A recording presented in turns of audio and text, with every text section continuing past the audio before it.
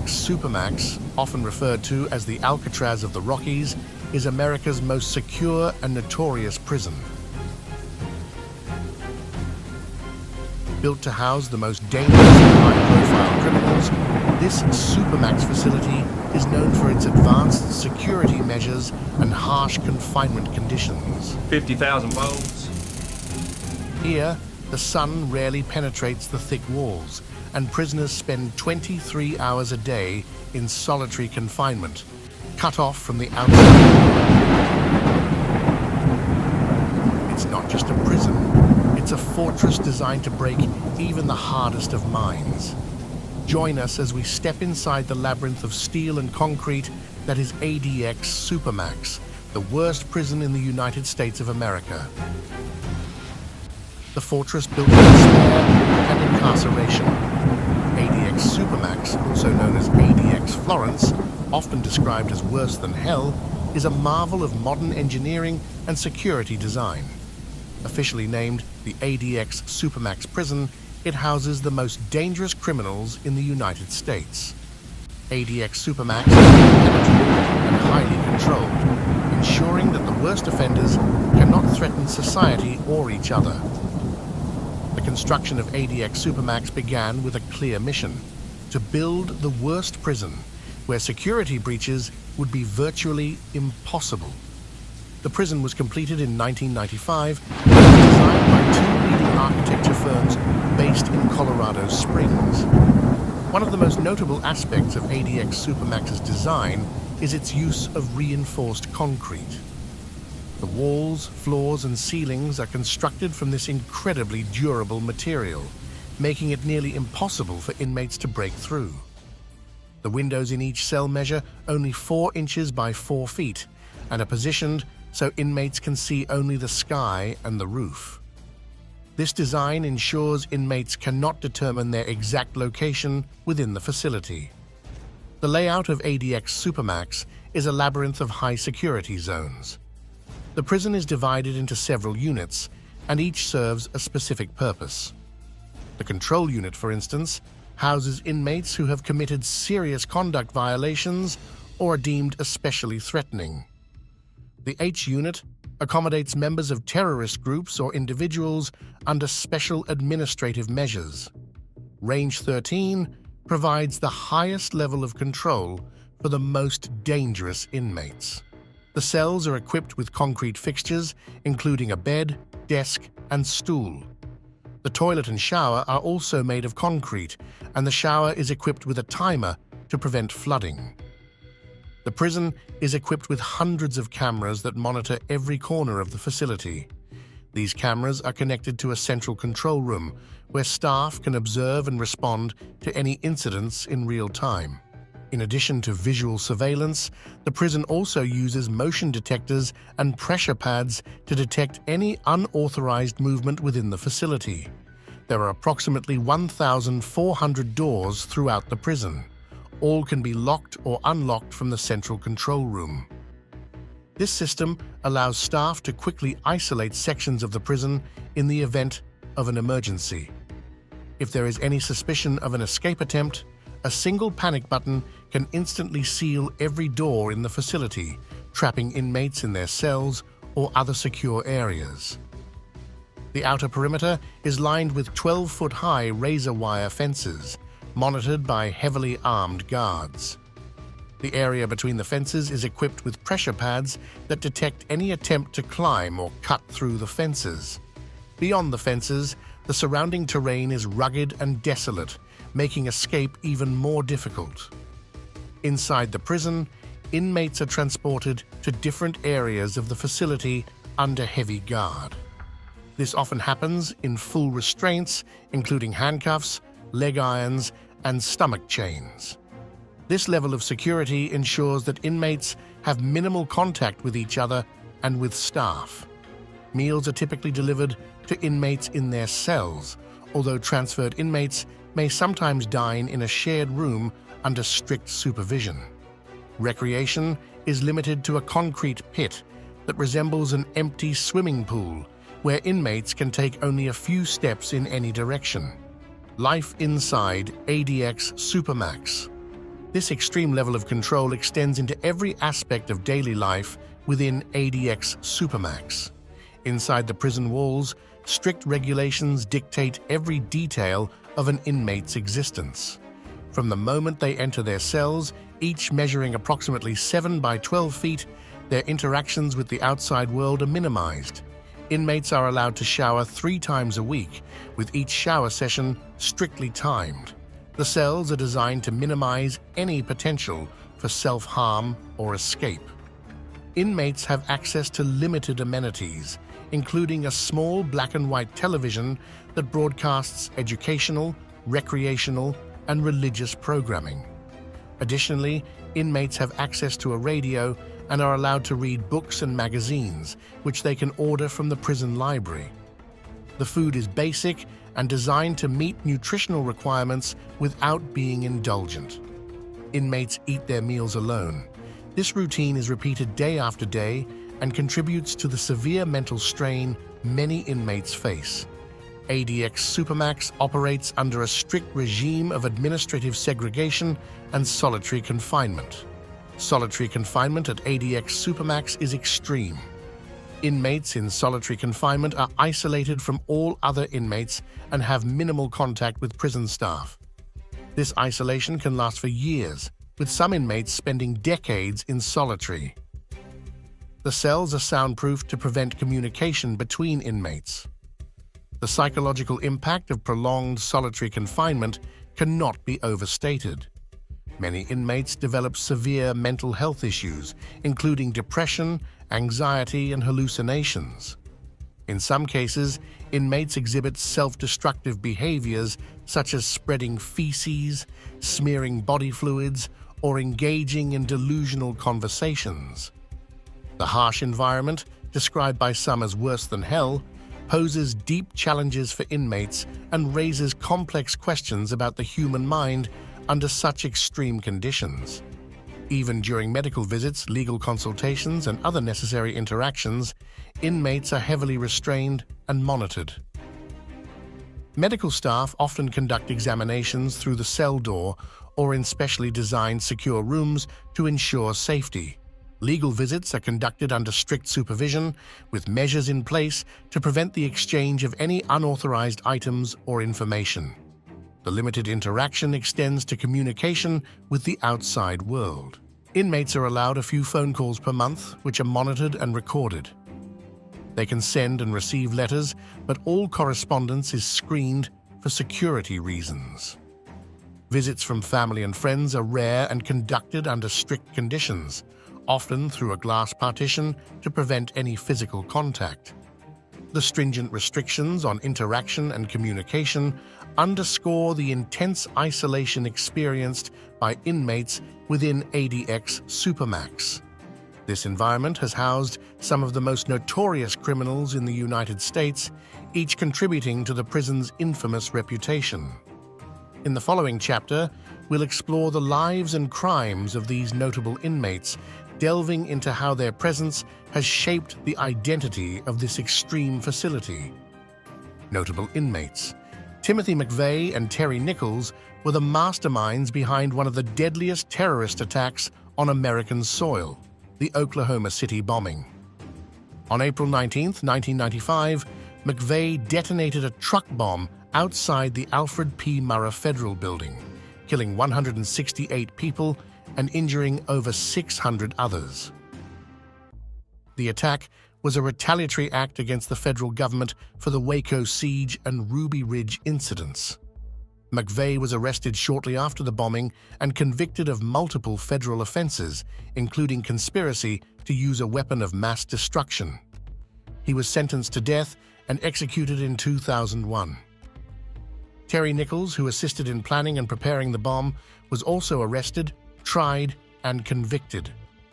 Nichols received multiple life sentences without the possibility of parole. Ramzi Youssef is another high-profile inmate. Youssef was the architect of the 1993 World Trade Center bombing, an attack that killed 6 people and injured over 1,000. The bomb was planted in a rental van and was intended to bring down the North Tower. But the plan failed. Youssef was captured in Pakistan in 1995 and extradited to the United States. He was convicted of multiple charges, including conspiracy to commit terrorism and the use of weapons of mass destruction. Youssef was sentenced to life imprisonment plus 240 years, with no possibility of parole. Ted Kaczynski, also known as the Unabomber, is one of the most notorious inmates ever housed at the ADX Supermax prison. Over nearly 2 decades, Kaczynski carried out a nationwide bombing campaign against individuals involved with modern technology. He killed 3 people and injured 23 others. Kaczynski, a former mathematics professor, sent homemade bombs to various targets, including universities and airlines, earning him the nickname Unabomber. He was captured in 1996 after his manifesto, Industrial Society and Its Future, was published. After his brother identified him, he pleaded guilty to all charges to avoid the death penalty, and he was sentenced to life imprisonment without the possibility of parole. At ADX Florence, Kaczynski spends his days in isolation, with limited human interaction and contact with the outside world. Eric Rudolph, known as the Olympic Park Bomber, was responsible for a series of bombings across the southern United States in the late 1990s. His most infamous attack was the bombing at Centennial Olympic Park during the 1996 Summer Olympics in Atlanta. The explosion killed 2 people and injured over 100 others. Rudolph targeted abortion clinics and gay bars in subsequent attacks driven by his extremist views. He evaded capture for 5 years, living in the wilderness until he was arrested in 2003. He pleaded guilty to the bombings and was sentenced to life imprisonment without the possibility of parole.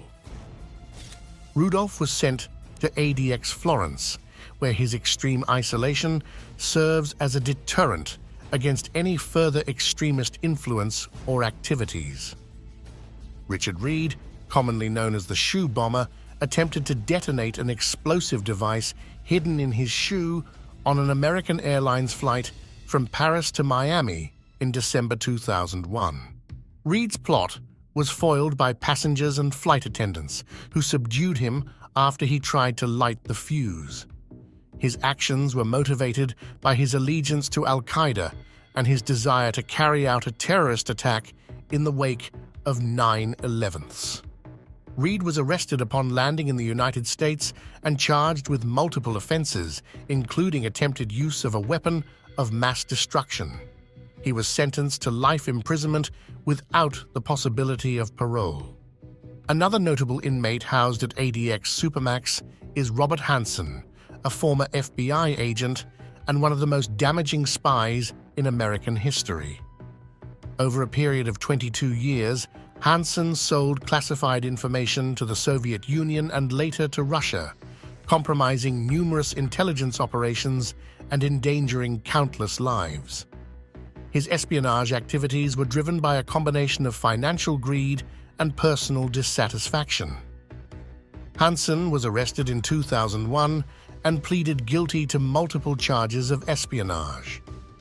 He received a life sentence without the possibility of release. Zacarias Moussaoui is the only person convicted in a civilian court in the United States for his involvement in the 9/11 attacks. Although he was not one of the hijackers, Moussaoui was believed to be a replacement or a part of a larger plan. He was arrested in August 2001 on immigration charges. His suspicious behavior and possession of flight manuals raised alarms. Moussaoui was charged with conspiring to kill U.S. citizens and supporting terrorism. He initially represented himself in court, but later pleaded guilty to all charges. Moussaoui was sentenced to life imprisonment without the possibility of parole and was sent to ADX Supermax. The extreme isolation and rigorous controls at ADX Supermax inevitably take a toll on inmates' mental health, no matter the severity of their crimes. To truly grasp the impact of such an environment, it's crucial to explore how these individuals manage the overwhelming psychological strain they face. Their stories of coping and the mental health struggles they endure offer a poignant glimpse into the human side of life behind those formidable walls. Coping mechanisms and mental health challenges. The harsh conditions at ADX Supermax take a significant toll on the mental health of its inmates. The psychological impact of prolonged isolation is profound. It affects both the mind and behavior of those confined within its walls. Research has shown that prolonged solitary confinement can lead to significant psychological distress. Inmates in such conditions may suffer from sensory deprivation, which can result in cognitive impairment and emotional instability. The absence of meaningful human contact can cause inmates to lose their sense of reality, leading to a breakdown in their ability to cope with their environment. To cope with the extreme isolation, inmates at ADX Supermax often develop unique and sometimes disturbing coping mechanisms. Former Warden Robert Hood noted that individuals confined to a small box for 23 hours a day indefinitely tend to develop behaviors that may seem bizarre or irrational. These behaviors are often a desperate attempt to manage the overwhelming psychological strain of their confinement. One common coping mechanism is engaging in repetitive actions or rituals. Inmates might create intricate patterns or designs using the limited materials available in their cells. Others might exercise obsessively, performing the same movements repeatedly to pass the time and maintain a semblance of routine. In more severe cases, inmates may resort to self-destructive behaviors. These actions can include smearing feces or other body fluids around their cells, engaging in delusional conversations with imaginary voices, or physically harming themselves. Such behaviors are often a manifestation of the intense psychological distress caused by prolonged isolation and the absence of mental health support. The case of Thomas Silverstein, an inmate who spent years in isolation, illustrates the extreme impact of such conditions. Silverstein was confined in isolation for over 3 decades, including time spent at ADX Supermax. During his confinement, he exhibited numerous self-destructive behaviors, struggling to maintain his sanity in the face of relentless isolation. Silverstein's case highlights the severe challenges faced by inmates in prolonged solitary confinement and raises important questions about the human mind's capacity to endure such conditions. The mental health treatment of inmates at ADX Supermax has been the subject of significant legal scrutiny and criticism. One notable case is Cunningham v. Federal Bureau of Prisons. This was a class action lawsuit brought by 11 inmates against the Bureau of Prisons. The inmates accused the prison system of consistently mistreating and neglecting prisoners with serious mental illnesses. The urgency of the lawsuit was underscored by several tragic suicides among inmates, highlighting the dire need for improved mental health care. Critics argue that the prolonged solitary confinement at ADX Supermax constitutes cruel and unusual punishment, violating the 8th Amendment of the U.S. Constitution. Numerous studies have supported these claims and demonstrated the severe psychological harm caused by extended isolation. Despite these findings, the Bureau of Prisons has often been slow to implement meaningful reforms. Laura Rovner, a University of Denver College of Law professor representing ADX prisoners, compared conditions at ADX to those at Guantanamo Bay. She emphasized that for many inmates, life at ADX is akin to a form of living death, and if you were to ask the inmates themselves, they would likely compare ADX to a place worse than hell. It strips away all meaningful existence. Rovner brought attention to the significant vulnerability of mentally ill and younger inmates, like Zacharias Moussaoui, who endure prolonged isolation and face substantial mental health challenges. Despite some improvements, the mental health treatment at ADX Supermax continues to face criticism. As we explore the impact of these conditions on mental health, it's crucial to understand how the facility addresses these challenges and offers a path for change through its structured step-down program. The step-down program. The step-down program at ADX Supermax was introduced as a means to reintegrate inmates into less restrictive environments. The program was implemented in 2008 for inmates in the H Unit, where many of the most dangerous and isolated prisoners are held. The program consists of 3 phases, each of which is designed to provide inmates with incremental increases in freedom and responsibility. The ultimate goal is to prepare inmates for transfer to less restrictive prisons where they can continue to serve their sentences under more normal conditions. In the first phase, inmates remain in their cells for the majority of the day, but they are allowed slightly more interaction than before. They can participate in educational and therapeutic programs through their cell doors and have limited access to recreational activities. This phase is designed to encourage inmates to exhibit good behavior and compliance with prison rules. In the second phase, inmates are granted more out-of-cell time and increased opportunities for interaction with other inmates and staff. They can participate in group therapy sessions, educational classes, and recreational activities in a controlled environment. This phase focuses on building social skills and reinforcing positive behavior. The third phase allows inmates even greater freedom, including more out-of-cell time and increased social interaction. Inmates can engage in more extensive educational and vocational programs, and they may have opportunities to work within the prison. Successful completion of this phase can lead to a transfer to a lower security prison, where inmates can continue their rehabilitation in a less restrictive setting. While the step-down program represents a significant effort to address the harsh conditions at ADX Supermax, it has faced several challenges and criticisms. One major criticism is that the program is not accessible to all inmates, particularly those under special administrative measures or those deemed too dangerous. These inmates often remain in extreme isolation, with little hope of progressing through the program. Additionally, the criteria for advancing through the phases can be stringent and opaque, leaving some inmates feeling that the process is arbitrary and unfair. Inmates with mental health issues, in particular, may struggle to meet the behavioral standards required for progression. This effectively traps them in isolation without adequate support. The program's effectiveness is also questioned due to the limited resources available for educational and therapeutic activities.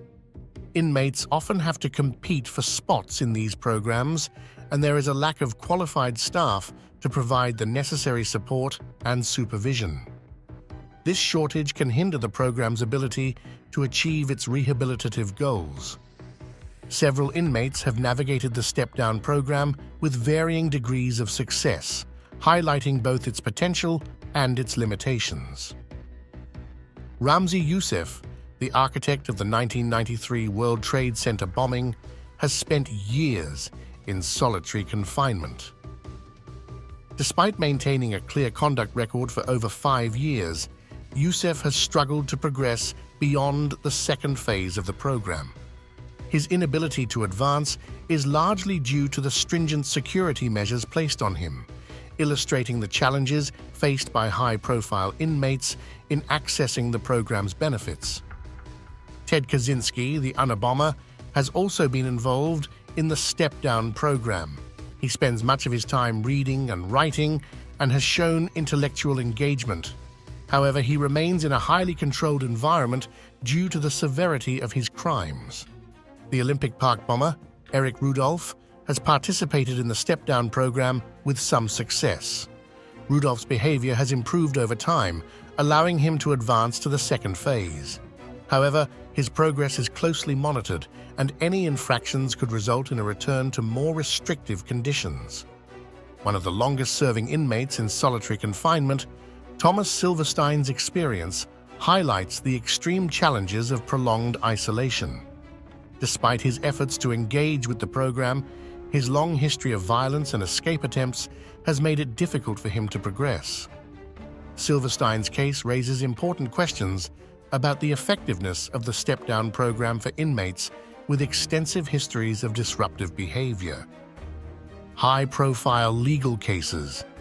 One of the most significant legal cases involving ADX Supermax is Cunningham v. Federal Bureau of Prisons.